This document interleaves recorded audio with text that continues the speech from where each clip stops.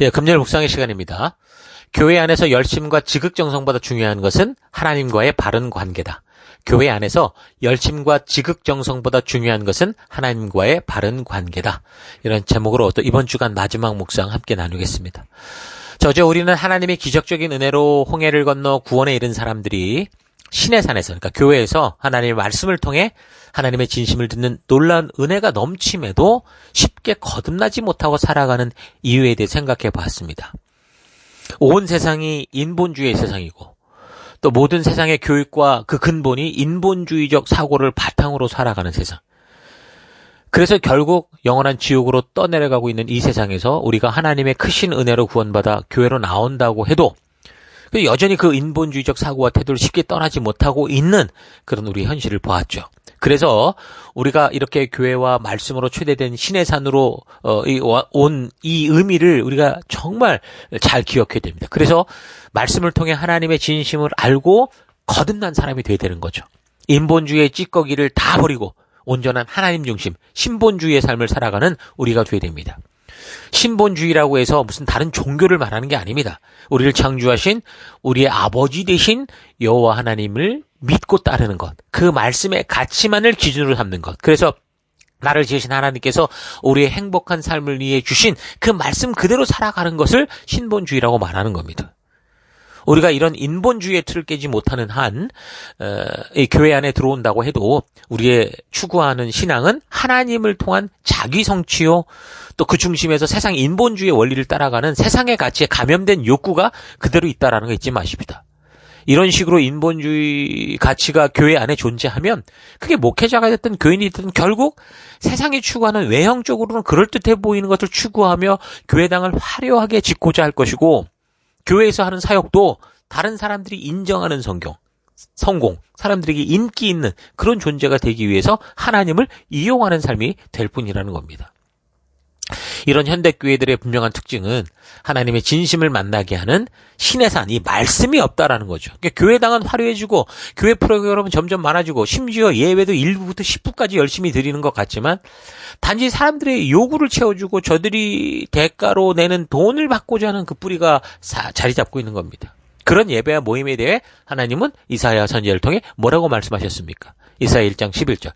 여호와께서 말씀하시되 너희의 무수한 재물이 내게 무엇이 유익하뇨? 나는 수량의 번제와 살찐 짐승의 기름에 배불렀고 나는 수송아지나 어린 양이나 숫 염소의 피를 기뻐하지 아니하노라. 너희가 내 앞에 보이로니 이것을 누가 너희에게 요구했느냐? 내 마당만 밟을 뿐이니라. 헛된 재물을 다시 가져오지 말라. 분향은 내가 가증히 여기는 바요. 월삭과 안식일과 대회로 모이는 것도 그러하니 성회와 아울러 악을 행하는 것을 내가 견디지 못하겠노라. 내 마음이 너희의 월삭과 정한 절기를 싫어하니 그것이 내게 무거운 짐이라. 내가 지기에 곤비하였느니라. 너희가 손을 펼 때에 내가 내 눈을 너희에게 가리고 너희가 많이 기도할지라도 내가 듣지 아니하리니 이는 너희 손에 피가 가득함이라. 왜 하나님께서 열심히 교회당에 나온 사람들에게 이런 말씀합니까? 그러니까 하나님의 주권 중심의 신앙은 전혀 없고 오직 인간을 위한 하나님만 존재하고 있기 때문에 하나님께서 이렇게 거친 말을 하시고 이런 예배를 거절하시는 겁니다. 이런 예가 예수님 사역하실 때도 그대로 드러났었죠. 요한복음 6장을 보면 예수님께서 오병이어의 기적을 베푸는 사건이 나오는데 그 놀라운 기적을 체험한 무리들이 예수님을 억지로 붙들어서 왕으로 삼으려고 하는 일이 벌어졌습니다. 그 시대 메시아를 학수고대하던 유대 무리들이 예수님의 능력을 체험하고 그 능력이면 충분히 해결사로 여기고 우리의 왕이 되려고 한 거죠. 왕이 되어달라고 한 거죠. 그러니까 당시 유대 무리들에게 있어 예수님을 임금 삼으려 한 것은 예수님의 말씀을 듣고 따르고 인도를 받기 위해서가 아니라 자기들의 기대를 능히 들어줄 해결사로 보았기 때문이고, 그래서 그렇게 왕으로 모시려고 했던 겁니다. 자신의 기대를 채우기 위해 교회의 머리 대신 예수님을 자기들의 부리는 종으로 삼고자 했던 거죠. 타이틀은 왕이라는 타이틀을 주고. 그런데도 저들은 하나님을 찬양하고 예배한다고 떠들어댑니다. 그러나 이런 모습에 대해 예수님께서 분명히 말씀하시는데 이 백성이 입술로는 나를 존경하되 마음은 내게서 멀도다. 사람의 계명으로 교훈을 삼아 가르치니 나를 헛되이 경배한다. 이게 이사야서의 말씀이었고 마태복음에 예수님이 하신 말씀이죠. 근데 현대 교회들은 예수 그리스도를 믿는다고 하지만 예수님을, 성령님을 지금 어떻게 대하고 있습니까? 자기의 기대나 사욕을 채워주는 해결사로 부를 뿐이고 또 자기의 원하는 신비한 체험을 하는 마술사로 부를 뿐이죠. 예수님을, 성령님을 진정한 나의 구주, 나의 주인으로 모시고 따르지 않습니다. 때문에 현대교회들에게 있어 실제 머리는 교인들이거나 그들을 주도하는 어떤 카리스마적인 목회자들일 뿐이죠. 지옥의 길을 걷는 저들을 살려낼 예수님은 거기에 없습니다. 우리를 진리로 인도할 성령 하나님이 없습니다. 마술사만 있고 해결사만 있을 뿐이죠. 그 지옥의 길에서 앞장서서 나아가고자 하는 욕심을 채워주는 그런 자신들의 대리만족자만 있을 뿐이에요. 그걸 예수님이라 부르고 성령님이라 부르고 하나님이라 부르고 있을 뿐이죠. 진정한 하나님의 뜻을 따라 우리가 어떤 존재인지를 알고 하나님의 진심을 알아서 자기의 갈 길을 모르고 앞서 달려가는 이들을 따라잡고자 달려가다가 결국 지옥의 낭떠러지로 떨어지게 될 그 불쌍한 영혼들을 불쌍히 여겨서 정말 갈 바를 몰라 눈물을 흘리고 아파하는 이들의 눈물을 닦아주고 이 어두운 세상에 사탄의 거짓에 속아서 고통의 시간을 보내던 이들에게 진실한 하나님의 사랑을 전하고 참된 평안을 알리는 삶이 아니라 하나님의 진정한 의도를 모르면 하나님을 그저 위기 극복용으로 보다 높은 자리에 자기가 올라가기 인생 점프용으로 사용하고자 하는 그것이 바로 하나님의 의도를 모르는 오늘 현대교회의 모습이라는 거죠. 그래서 오늘날 교회가 각성하고 강단이 각성해서 우리 예수님의 피로 씻어 신의 산 말씀의 강단에 불러주신 이 영혼들에게 하나님의 진심만을 성경과 역사만을 전하는 것이 너무너무 중요한 겁니다.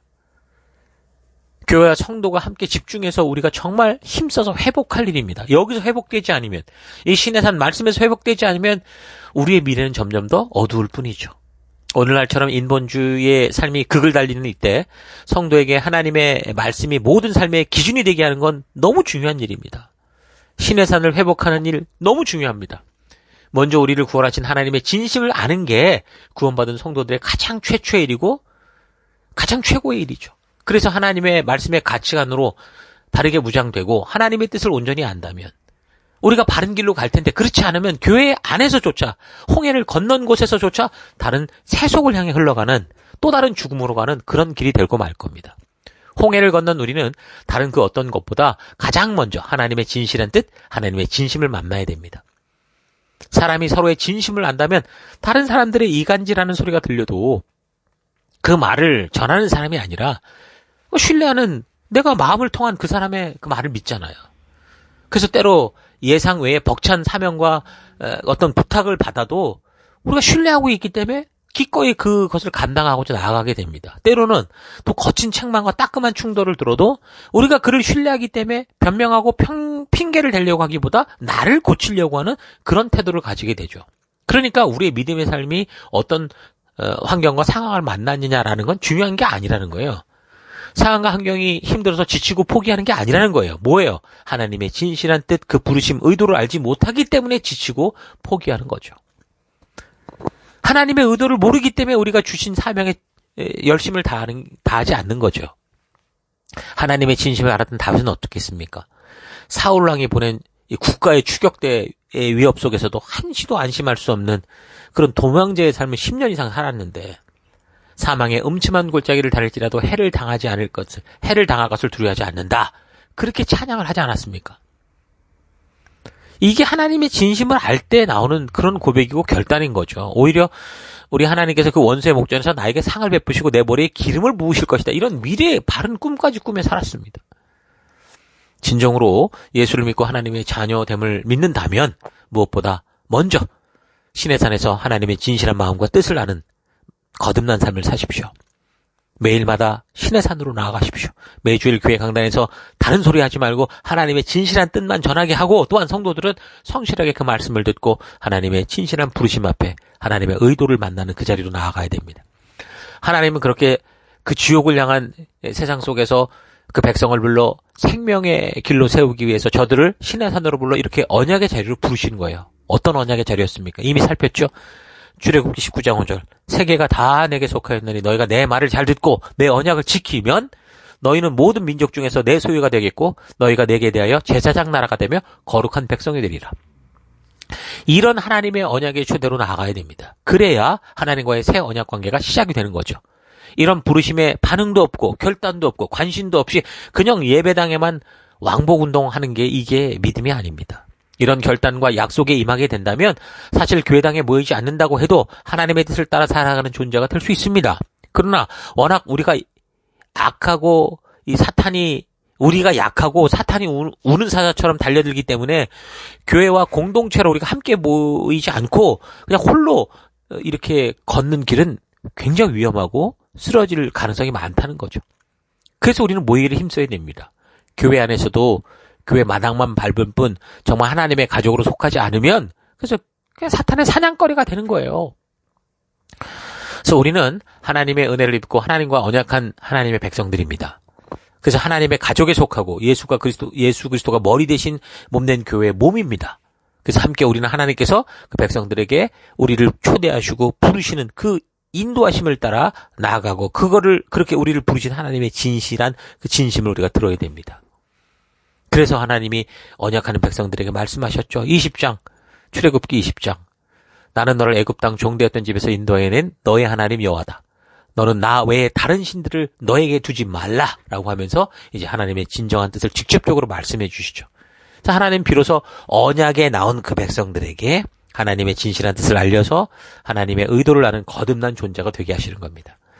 성도는 그렇게 하나님의 택하신 족속의 왕 같은 제사장들이 거룩한 나라가 되었고 하나님의 소유된 백성이 됐습니다. 하나님은 죽음의 골짜기에서 우리를 불러내서 이런 우리를 통해 하나님의 거룩한 자녀 삼으시고 천국으로 이끄시는 귀한 그런 사랑과 사명을 주셨습니다. 그래서 우리가 어느 곳에서 어떤 삶을 살아가게 되든지 이런 하나님의 진심을, 하나님의 의도를, 이 아름다운 덕을 선포하게 하려고 우리로 이 땅을 즐기며 살게 하시는 거죠. 베드로전서 2장 9절. 그러나 너희는 택하신 족속이요 왕 같은 제사장들이요 거룩한 나라요 그의 소유된 백성이니 이는 너희를 어두운 데서 불러내어 그의 기이한 빛에 들어가게 하시니에 아름다운 덕을 선포하게 하려 하심이라. 너희가 전에는 백성이 아니더니 이제는 하나님의 백성이요 전에는 긍휼을 얻지 못하였더니 이제는 긍휼을 얻은 자니라. 사랑하는 자들아 거류민과 나그네 같은 너희를 권하노니 영혼을 거슬러 싸우는 육체의 정욕을 제어하라. 너희가 이방인 중에서 행실을 선하게 가져 너희를 악행한다고 비방하는 자들로 하여금 너희 선한 일을 보고 오시는 날에 하나님께 영광을 돌리게 하려 함이라. 그러니까 거듭난 성도들의 삶이 어때야 하는지 알겠습니까? 함께 부르심을 알고 함께 어떻게 해야 하는지를 알아서 각자의 삶의 터에서 열심히 살아가며 순종하는 작은 힘들을 모아서 어둠을 밝히는 그런 우리 밝은 빛이 되기를 바랍니다. 교회에 모였을 때 그냥 왔다 갔다 하는 그런 교인이 아니라 하나님의 진심을 바르게 만나고 그래서 내가 신의 산을 떠나 보냄을 받은 그 어느 곳에서든 하나님의 살아계심과 그 진심을 전하는 빛과 소금된 삶, 생명으로 나아가는 길을 닦는 삶, 그런 우리가 되기를 바랍니다. 그래서 셀로 열심히 모이고 또 예배로 열심히 모여서 하나님이 나를 어떤 존재로 세우셨는지 바르고 온전하게 알아. 우리 주님이 나를 보내신 그곳에서 진정한 빛과 소금된 누룩된 우리가 될 수 있기를 바랍니다. 자, 오늘 하루 나는 정말 하나님이 꿈꾸시고 창조한 내가 어떤 존재인지를 바르게 알고 있는지 생각해 보기 바랍니다. 하나님이 만든 내가 누구인지를 알면 우리의 삶에 참된 자유가 있고 삶에 살아야 될 목적이 있고 그래서 우리가 살아가는 삶의 곳곳에서 그곳의 상황과 환경이 어떠하든 하나님의 자녀다운 기쁨과 감사의 길을 걸어갈 수 있게 될 겁니다. 교회를 다니며 종교적 열심을 가지고 봉사하고 교회를 하며 지극정성으로 기도하고 헌신하는 삶을 살고 있다고 생각하지만 이사야 선지자를 통해 말씀하듯 하나님께서 그런 열심이 싫고 그런 예배가 그런 기도가 너무 싫은 그런 삶을 살고 있지는 않은가 좀 생각해 봐야 됩니다. 하나님의 진심을 바르게 아는 거듭남이 있어야 그래서 하나님의 창조하신 나의 바른 정체성을 알아야 우리가 처한 모든 삶에서 종교적 굴레가 아닌 하나님과의 동행을 즐거워하는 그런 삶을 살게 될 겁니다. 하나님과의 관계의 문제, 하나님의 진심을 알아야 되는 거듭남의 문제가 있음에도 그것을 알지 못하고 억지로 자신을 종교의 규칙에 더 꿰어 맞추려는 종교적 짐을 지극정성으로 지려고 하며 믿음의 문제를 해결하려고 하고 있지는 않은지, 그래서 내가 생명의 길을 걷는다고 하면서도 자꾸 지치고 탈진하고 그런 상태에 있지는 않은지 생각해 보십시오. 오직 하나님과의 바른 관계가 우리의 모든 삶에 생명을 불어넣을 수 있다는 거 잊지 마시고 삶의 곳곳으로 여러분 나아가기 전에 하나님의 말씀이 있는 신의 산에서 매일 아침 우리 하나님의 진심을 확인하고 만나고 여러분의 현장으로 나아가는 그런 여러분 될 수 있기를 주의 이름으로 축원합니다. 오늘 하루도 힘내십시오. 잠시 기도하겠습니다. 하나님께서는 나와의 진실한 관계를 원하시는데 나는 그런 관계보다 나의 삶에 하나님이 도움이 되는 관계로 나아갔던 것을 회개합니다. 나의 열심과 지극정성보다 중요한 것은 하나님의 진심을 아는 거다라는 거 잊지 않고 매일의 삶에서 그 무엇보다 하나님의 진심을 아는 말씀으로 나아가는 내가 되기 원합니다. 홍해를 건넌 구원의 장소에서 하나님의 뜻을 들으려 하기보다 여전히 나의 만족과 유익을 찾기 위해 방황하며 헤매는 삶이 아니라 오직 우리 하나님의 귀한 말씀 듣고 거듭난 사람으로 살아가는 내가 되기 원합니다. 하나님께서 교회 안에서 열심과 지극정성보다 하나님의 진심을 먼저 만나서 그 하나님의 의도를 아는 그 기쁨과 감사의 열매로서 정말 지극정성과 열심이라는 열매를 우리가 나타내는 우리가 될 수 있도록 인도하시고 이끌어 주옵소서. 그 길로 함께 하신 하나님 감사드리고 예수님 이름으로 기도했습니다. 아멘.